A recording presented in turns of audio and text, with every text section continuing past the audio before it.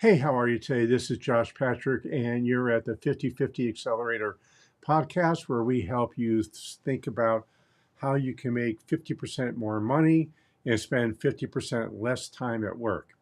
And today we're going to take a little bit off our normal conversation we have. And I actually have a subject matter expert on, and we don't do that very often anymore. But the reason I wanted to bring excuse me, Middendorp, Matt Matt Middendorp, Middendorp. Is that how I pronounce your Middendorp, name, Matt? Matt Middendorp. Hey, you know what? Middendorp. Okay, well I've been called a lot worse, so just keep that's rolling. We're good. okay. Matt Middendorp, and he's from Vision Point Capital, where he's the director of ESOP Consulting. And we're going to talk about ESOPs today. It's a subject I talk about a lot, and it's one that I think you need to know about. Whether you decide to do an ESOP or not, it might be a strategy that works really well for your company. So let's bring Matt on. We'll start the conversation. Hey, Matt, how are you today? I'm doing fantastic, Josh. How are you? I'm well. So I'm going to ask you my standard question I ask everybody when I start a conversation, which is, what's the problem that your company solves for its customers? This is actually really very simple. The problem I solve for a lot of my customers is business owners create this business. They build it, they nurture it, it becomes a part of who they are, right? Selling a business is probably well, first of all, taking the risk to create a business is incredibly difficult, but then the option of transitioning out of your business is probably the biggest, most difficult decision you'll ever make. So my job is to help people do it in a way that they feel good about, Okay, so right? that tells you what you do or the way you do it, but Hmm. doesn't really talk about the problem you solve. Yep. So let's get there, right? So the problem I solve is a lot of business owners want to transition out of their business and they want to get the return they deserve. So I help them do that, right? Yeah. I help them solve that problem. Um, I help them make sure their business is better off after they leave. I solve that problem for them, right? They know that their business isn't going to get stripped down and the profits aren't going to go out of town. And I Right. help them make sure that their employees are taken care of. So, in short, what I do, the problem I solve for business owners is I make sure that when they sell their business, they know that their business is going to live on and their legacy is going to be preserved. So the problem you solve is maintaining legacy while getting great financial returns. That's a great way to put it. Okay, so this is something, folks who are listening, which is really important, is that when someone asks you what the problem is you solve, keep it to about 3 words or 4 words if you possibly can. One thing's for sure, when you start using full sentences to explain the problem you solve, you're actually telling people what you do, not the problem you solve. There you So go. problem solutions, for example, in our business, we help people make more money and spend less time working. Very simple. And it's easy for people to say, gee, that's something I want, or I don't need it, or I don't care about it. But it allows you to make an easy decision about whether it's something that's right for you or not. So So, you're let's saying I move help on. people sell Let's their move on businesses to and feel good talking. about it. Excuse me? I help people sell their businesses and feel good about it. Okay, great. So that's what you do, but that's not a problem you solve. Well, it depends on if they feel good about it or not. Well, so you always say, gee, what from the business owner's point of view, Mhm. what's their problem? Now, I can tell you with ESOPs, often the problem is their business isn't saleable. I see huge construction companies become ESOPs. Yes, And the reason why absolutely. is a construction company is only as good as their last bid, and buyers want recurring revenue. Now, the owner knows they're creating recurring revenue, but a $500 million construction company, there's not a lot of buyers out for that. Nope, And, absolutely ES, not. and ESOPs become a perfect solution, especially if the company happens to have what I call the culture of ownership. So let's talk about that a little bit, Matt. Perfect. What would the culture of ownership be for an ESOP? I mean, what makes that a good ESOP candidate? Yeah, absolutely. So, when we're talking about employee stock ownership plans, one thing I do want to be clear about is the employees are not actual owners of the company, right? They don't have extended decision Yeah, making. So, and I know we're going to talk more about that. So when we talk about ESOP culture, I'm not talking about they have the ability to hire and fire people, right? Change the name on the building, that kind of stuff. So, what a great employee culture is, what happens in ESOPs quite often is you find that people are suddenly engaged in a completely different way. And what's really happening is the financial goals of the company, for the first time in most businesses, are now perfectly aligned with their goals too. So you or see people, some of their goals. yep, right. So you see people who suddenly are thinking about uh, being more efficient, right? They're thinking about their job and they're thinking about how can they be more efficient, how can they save the company money, how can they help the company make more money. They are engaged in the success of the outcomes that the company is trying to produce in a way that they never have been before. So if you ask me what a great ESOP culture looks like, it's people want to make a difference for the place they work. I find that creating an ownership culture often becomes creating a more humane workplace also. Okay, so So, what do you, I guess tell me about that, Josh. Why do you say that? well, I'm not arguing with the you. truth is, many people work at companies where the owners are dictatorial. Now, you can have ESOPs where the owner remains dictatorial, and Mhm. there's a pretty good chance that ESOP is not going to be especially successful because they're not sharing decision making, they're not sharing information, they're doing the least they possibly can under ESOP rules with keeping their employees informed. Now, on the other hand, you have ESOPs that are highly successful. I use King Arthur Flour often as my example of Mhm. that. They're a very large ESOP based in Vermont.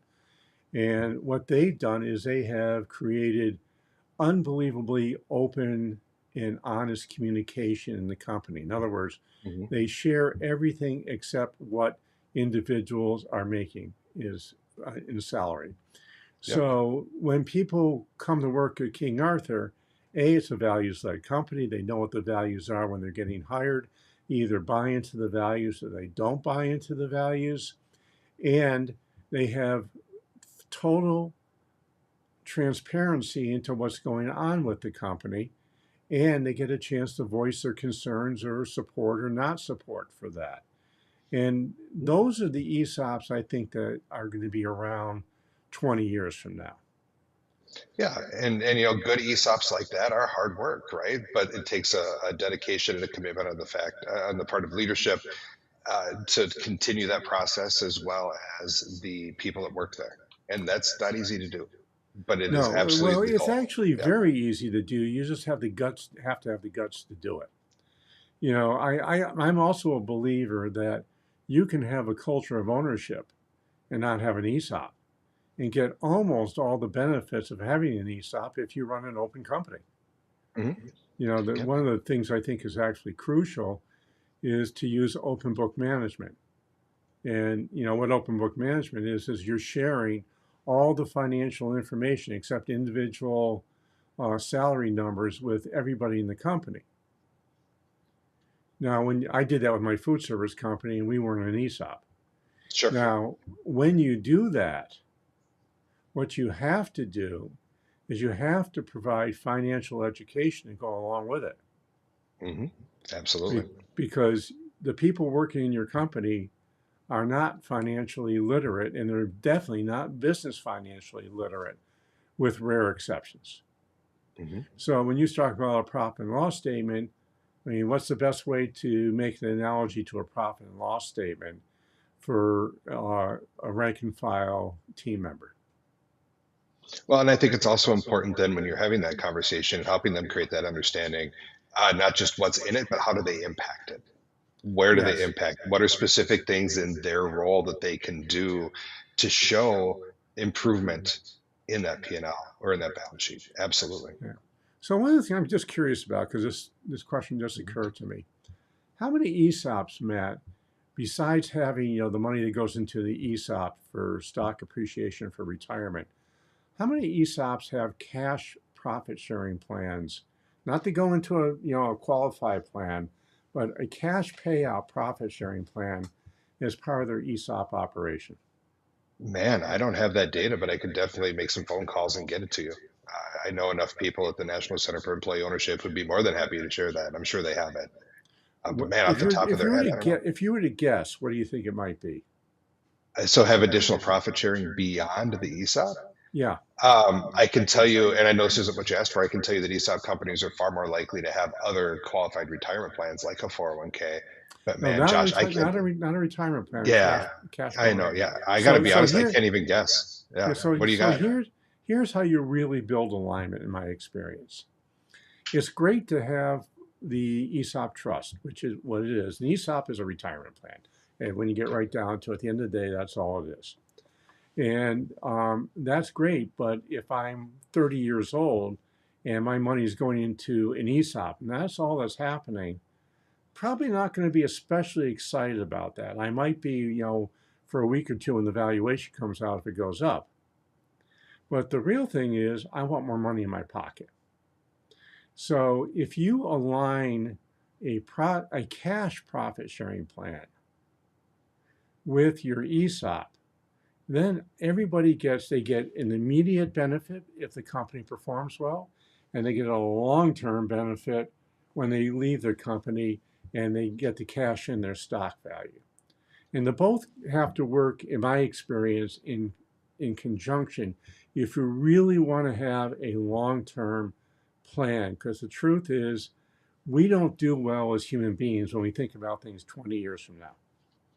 Does that So make the sense? interest, yeah, so it does. That makes sense. So I guess the question I would ask is, I have been around hundreds of ESOPs and I haven't seen an ESOP company do that. So I'm just wondering if you have and what that outcome was. Was it different? Because ESOP companies tend to be more profitable than non-ESOP companies. Yep.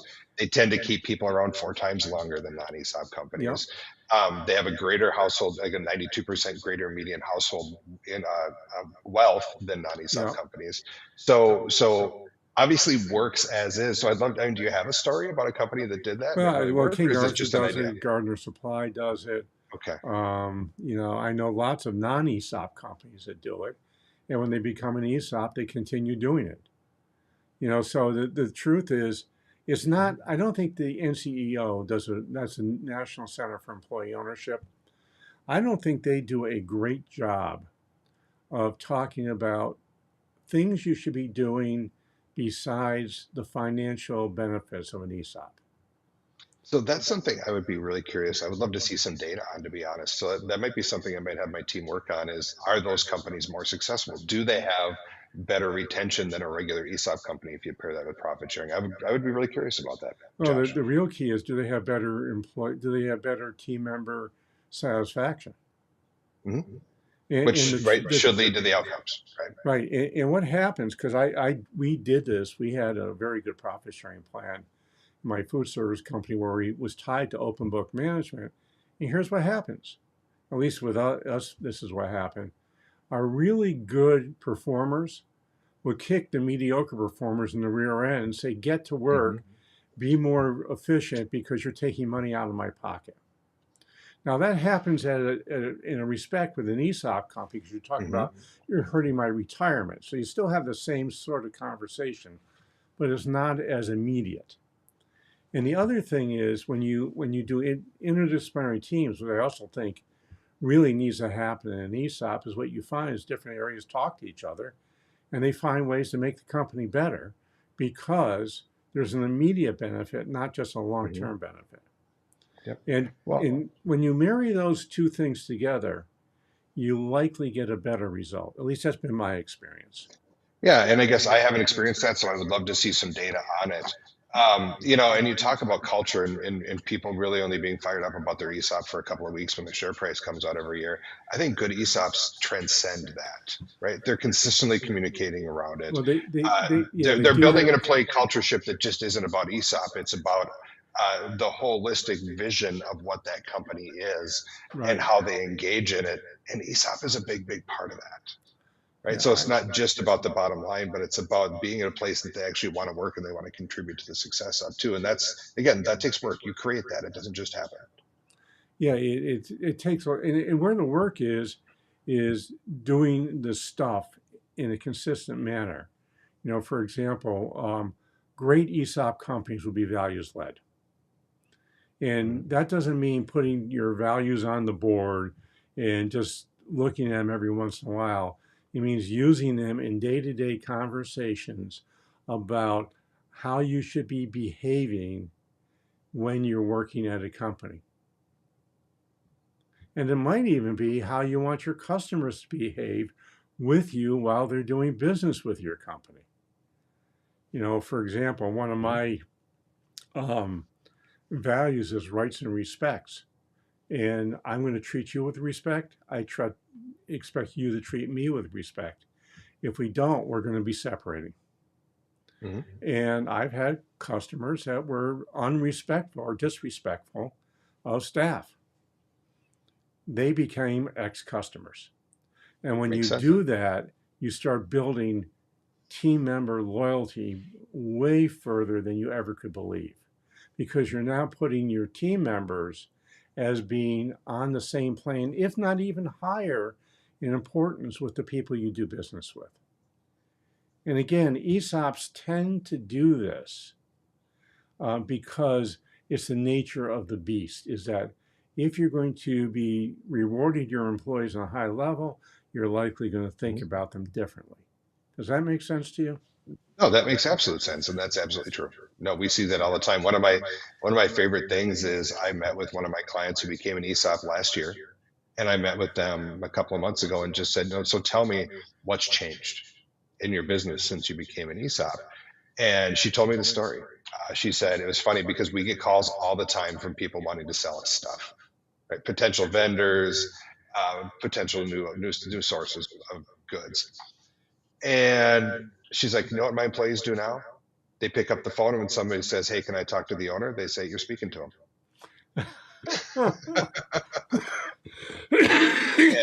And she said that with the biggest smile on her face because that was something that she really wanted to be part of that process, was for them to be able to say, "Hey, listen, I'm empowered, and if you want to have this conversation, let's start with me, and then we can go from there."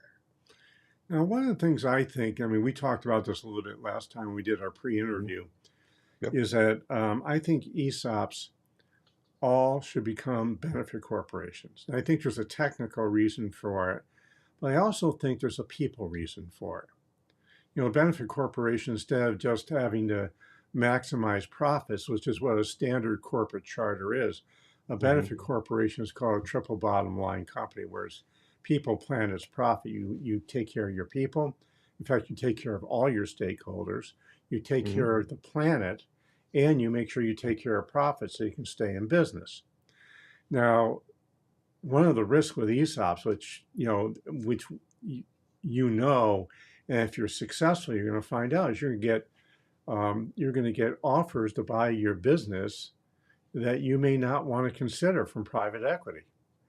And if you're just a standard ESOP and you're not a B Corp, your trustees have to consider those offers and see if they're in the best interest of in the financial best interest, not other best interest Hmm. of the shareholders in the ESOP. Now, when you're a benefit corporation, that goes out the window because that's only one thing you're considering. For example, let's say I'm an ESOP, I'm based in Burlington, Vermont, and I'm in the mail order business. Burlington, Vermont probably is not the best place to be in the mail order business. No. And if private equity comes in and they buy your business, they're likely going to close down that operation and move it to a better place.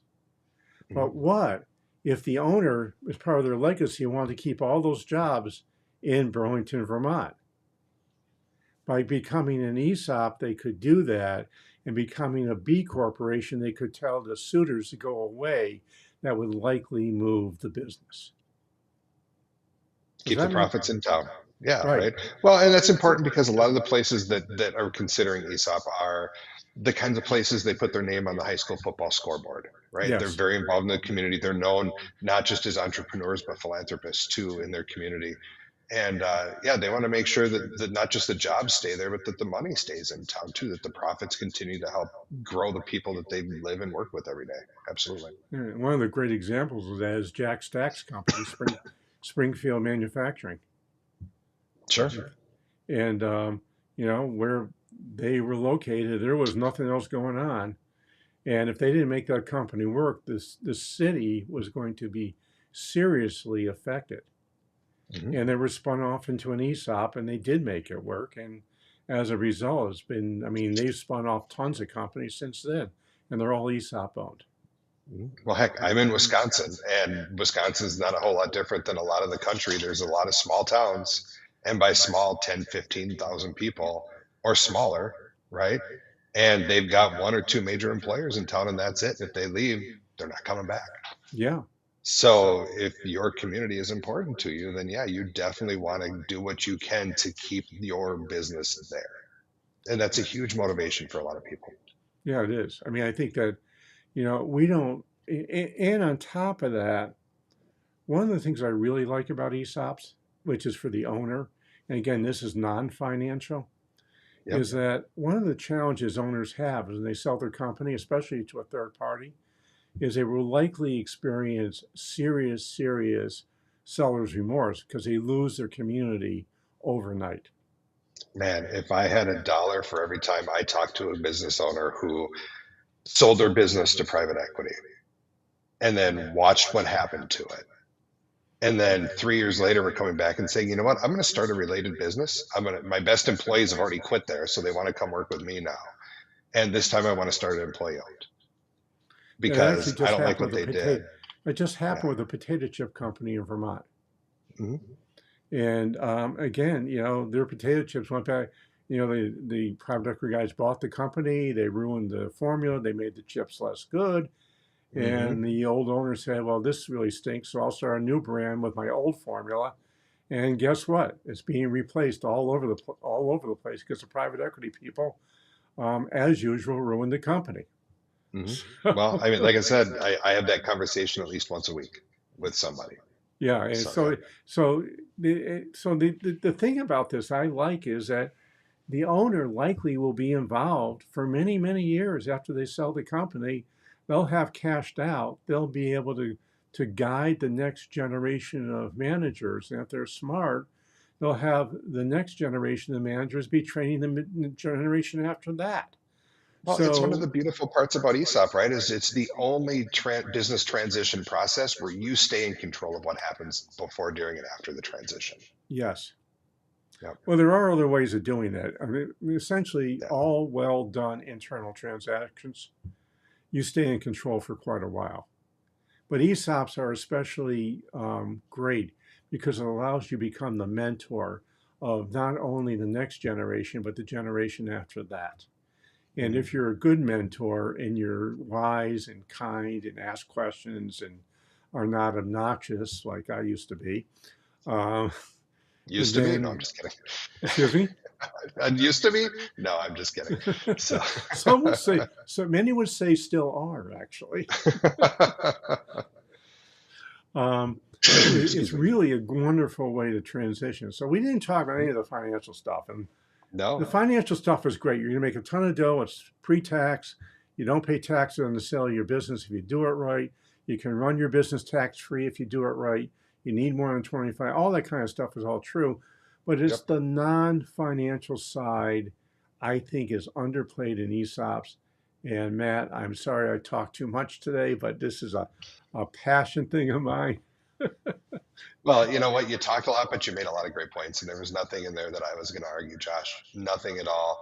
And the truth of it is when I'm doing a feasibility study for a potential ESOP client, and we go through, you want to know what I start with?